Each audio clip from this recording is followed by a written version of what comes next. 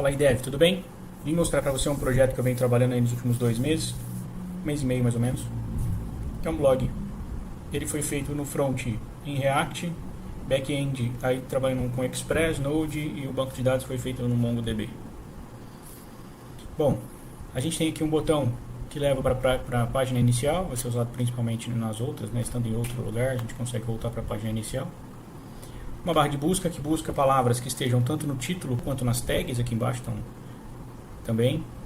Botão de login a gente vai ver daqui a pouco. Aqui a gente tem as categorias. Essa parte toda é um componente só. E essas categorias elas são dinâmicas.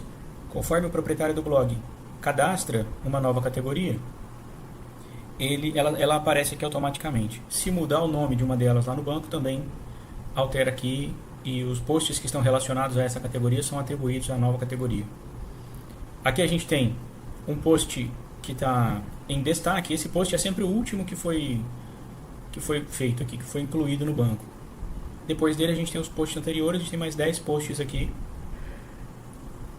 Supondo que tenham outros, a gente consegue carregar mais e continuar carregando. Aqui você vai perceber que a imagem não foi carregada. Essas imagens, elas são carregadas via URL. Por questão de economia de espaço no banco, achei que fazia mais sentido carregar só o URL do que inserir a imagem no banco. Claro que a gente vai ter esse problema aqui, né? Mas é uma maneira de deixar um pouquinho mais rápido e tal. Bom, chegando ao fim, tinha mais alguns posts para baixo, mas uma vez que chegou no fim ele dá a mensagem, não tem mais post para carregar. O footer, eu recentemente vi num site, achei interessante esse footer maior, uma opção de cadastro de newsletter. Atualmente as newsletters são programadas para serem disparadas segunda-feira às 10 da manhã, mas essas informações podem ser alteradas, pode ser colocado todos os dias, um dia e horário específico e tal. O horário sempre tem que ser definido, mas o dia pode ser todos os dias ou um dia específico. Coloquei um e-mail sobre nós, fale conosco. Se a gente digitar um e-mail que já está cadastrado, ele mostra que esse e-mail já está cadastrado e recebendo a newsletter. Se coloca um e-mail que não está cadastrado, então ele vai fazer o cadastro desse novo e-mail. Aqui eu cliquei 2 vezes ali. Aí depois tem uma página simples sobre nós, uma página de contato. Aqui, uma vez que o usuário enviou um contato,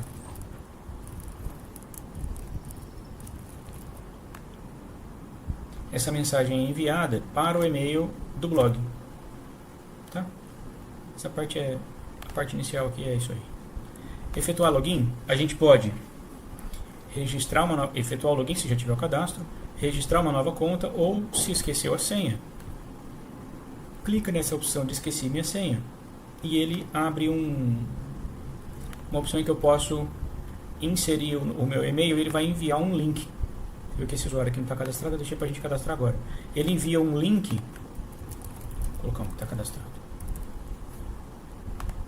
para o e-mail do usuário, permitindo que ele faça a alteração da senha.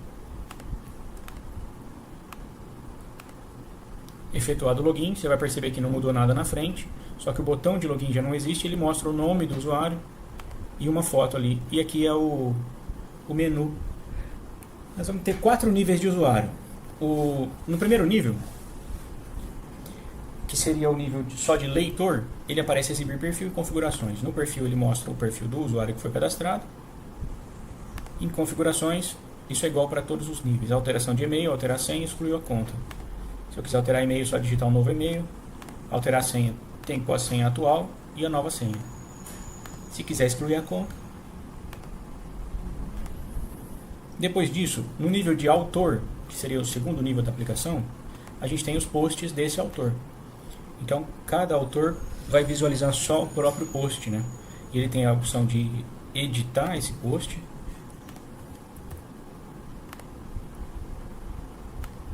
Salvou a alteração.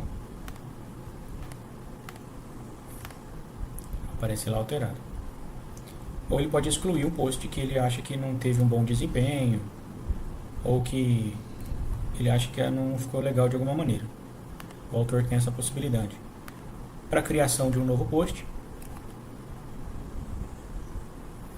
as categorias, elas, como eu disse, elas são dinâmicas. O componente de categoria ele é atualizado na aplicação inteira, né? Então alterou lá no banco, ele altera tanto aquela barra que vocês viram lá no header, quanto ele altera aqui, por exemplo. E aí as tags eles são separadas por vírgula, tá? Por definição, no máximo 5 tags, mas isso também pode ser alterado. A partir do nível de moderador, a gente tem o dashboard, que atualmente tem duas opções, para gerenciar usuários e para gerenciar posts. Os moderadores eles podem promover leitores para autores e rebaixar autor para leitor.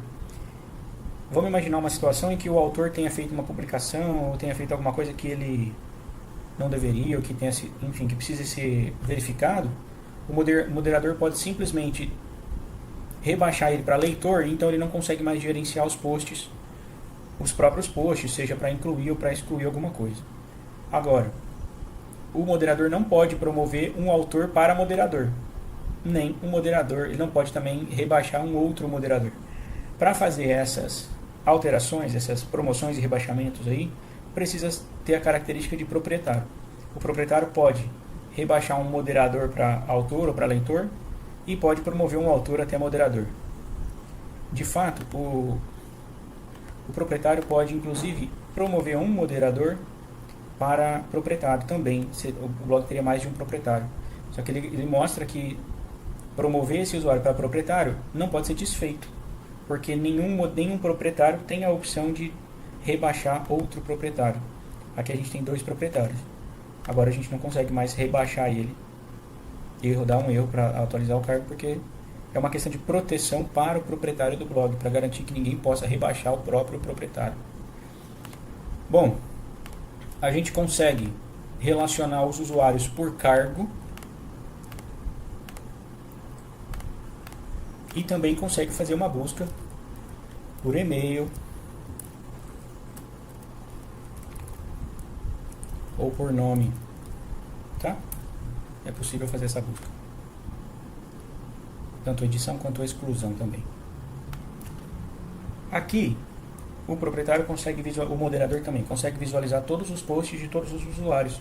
Já não faz sentido uma opção de editar post, né? Porque aí estaria alterando o conteúdo de outra autoria, né? Agora ele pode sim excluir um post que não condiga com seja com a cultura, com o objetivo do blog que o autor tenha feito de maneira equivocada. Ele pode fazer a exclusão de um post, tá? Aqui a gente consegue navegar pelas páginas, seja pelo botão anterior e próximo, pode ir para a última página. Aqui agora tem 3, mas imagina que se tivessem 50 páginas aqui, então faria mais sentido usar isso aqui, enfim, do que ficar clicando de próximo em próximo. Pessoal, você vai perceber que a partir daqui deu um erro na aplicação, que foi esse código 429. O que acontece? Como eu fiquei clicando em diversos lugares diferentes em um curto espaço de tempo, a aplicação acaba gerando muitas requisições para a API. E isso, por questão de segurança da própria API, para evitar ataques de força bruta, por exemplo, ele para de aceitar novas requisições. Então, depois de alguns minutos, aí sim é possível voltar a acessar a aplicação.